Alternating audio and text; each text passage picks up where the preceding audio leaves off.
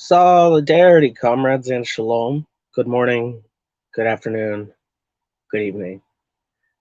I hope everyone's doing well.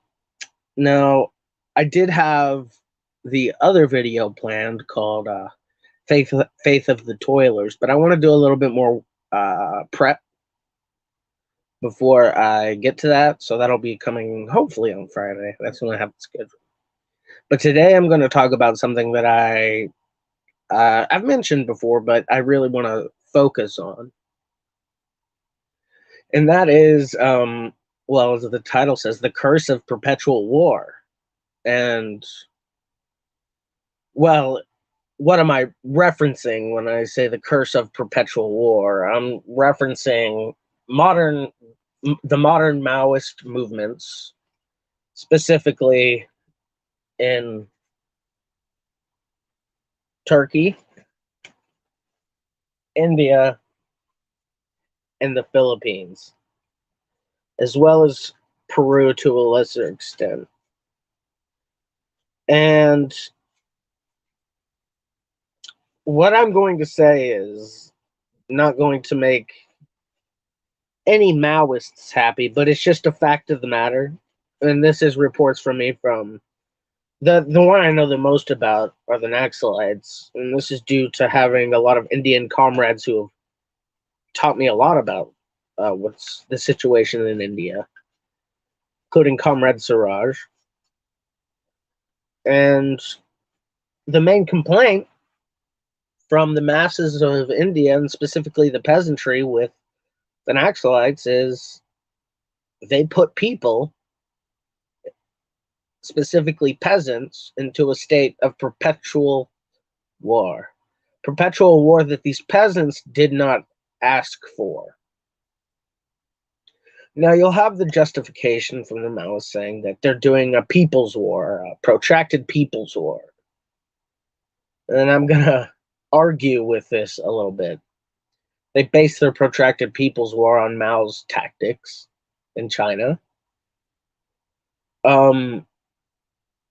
The problem is that the protracted People's War was launched in 1935, 1936, after the Long March, and it lasted until 1949. Now, that's long, but it succeeded. It succeeded with in less than 2 decades, right? It's like a decade and a half for them to succeed. Now, let's look at the existing ones, the existing quote-unquote people's wars.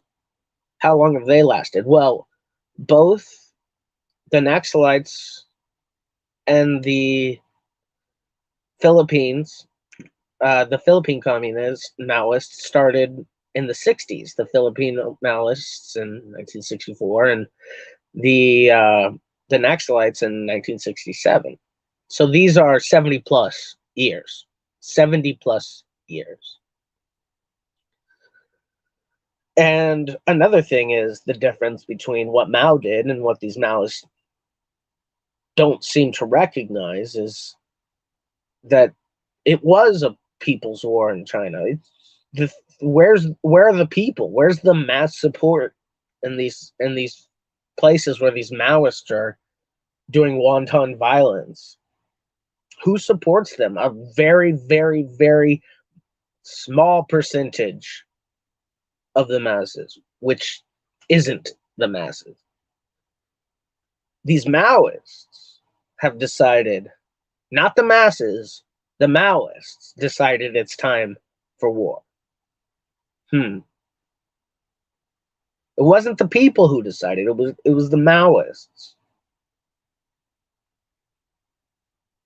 So now, what is so wrong with having such, a people's war that lasts 75 years? What's wrong with that? It's only 3/4 of a century. Well, look what it does to the communities where these perpetual wars are taking place. They have any semblance of peace ripped from them. The state clamps down on them. You have right-wing death squads that go in and massacre these people that only have the misfortune to be in the same area as these Maoists. Or if you have their, what they call liberated zones, these people are forced into becoming now the providers for this quote unquote people's army. They're forced into militia work and fighting without any asking from them. And they're too afraid to do anything about it because the authority there has guns. They're being forced into this situation. If it was a popular uprising, then a large section of the masses would be behind it. But it's not. It's not a people's war because there are, frankly, no people outside of isolated cases. And so, you're not doing what Mao did. You failed at that. You're taking almost 7 times as long as the Chinese did. And the Chinese had a lot more ground to cover and a lot bigger enemies.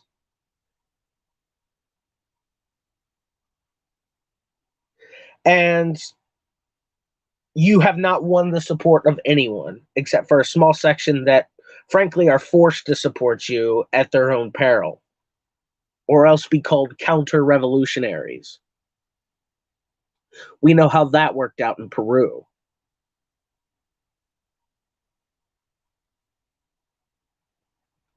So here is my appeal to these Westerners who support these groups.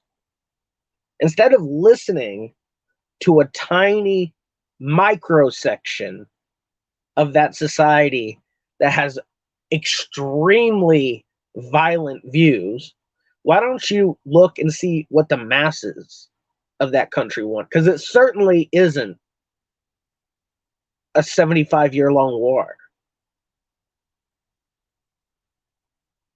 What about the Kurds in eastern Turkey? You think all those people are fucking Maoists? You think all of them want to, like, have a revolution for a separate state? Or do you think the majority of those people probably just want some level of cultural autonomy, and that cannot be achieved because of these left adventurous groups that are committing terrorist attacks? If you want the true lines of the masses, if you want to see these parties with mass support that actually reach out, look at the millions and millions of people in the communist parties of India, the Marxist-Leninist ones, millions. Why was Mao able to gain the support of the hundreds of millions of peasants in the countryside to back him for his protracted people's war? How was he able to do that? He didn't do it because he thought he knew this was the best way for the mass. He did it because the masses already had shown him from 1927 to the Long March. He had been shown the mistakes of the ways before. And he understood what was the conditions at that time that would lead China to victory. And what did it do? It took him from 1935 to 1949 to 1950. That's 15 years to complete the protracted People's War. 70 plus years for the ones in India and India and Philippines. 60 plus years in Turkey. And since the 80s in Peru. And what has this resulted in? It's resulted in the view that communists are drug traffickers. They want to control your lives. They control the people where they control the land. Because that's what you're doing by supporting this shit. You are the anti-communist caricature the right-wingers make us out to be. That is what you are. And I don't know how anyone in good conscience can support a group that doesn't have the support of the masses, but puts them, a section of those people, into a perpetual war. When is that popular uprising going to happen? Any fucking day now, huh? It's only gotten thousands of peasants killed over the years, thousands of Kurds killed over the years. What are you doing? At this point, I can't even conceive. Like, I made that video trying to be nice to Maoists, trying to reach out to them. And after seeing the way that, the Western ones treat people, and hearing from my comrades from these countries talk about the horrors brought about by these groups, by the Sendero Luminoso, by the Naxalites, by the New People's Army, by the Maoists in Turkey, all those fucking people, they're hated amongst the communist left. They're hated. They're a joke to the international communist community. There are small groups of people putting groups into perpetual war without any success in sight. There's no proven success for 75-year-long perpetual wars of small groups with no popular support. There's no track record of success for that. You think you can force the material conditions for an armed revolution, and you don't understand the organic process that is the transformation of society, and that it comes from the masses first, not from the heads of you dumbass fucking Maoists. I'm sick of this shit. You infantile fools are only putting your people into perpetual war. And if you support that from the West, you just look like a LARPer, and you're only going to push away the people here that you claim to fight for, the colonized people you claim to fight for. You think they want to hear from you? All right, guys, we're going to do a 75-year war. Give up everything you have, and we're going to destroy everything you know and love. You're a fucking idiot. You have no idea how the masses think. If that's how you think that revolution is done, you're a child, or you are just so self-absorbed into your own fucking bullshit that you can't recognize this. There's a reason you have never succeeded ever in history. There's a reason even anarchists are able to build societies and you are not, because y'all live in the fucking la la land. You live in fucking we're the popular leaders and the popular support. If you don't agree with us, you're a fascist. And they end up calling a majority of the fucking masses like reactionaries and fascists. Look what the Senderos did. Look what the Senderos did in Peru.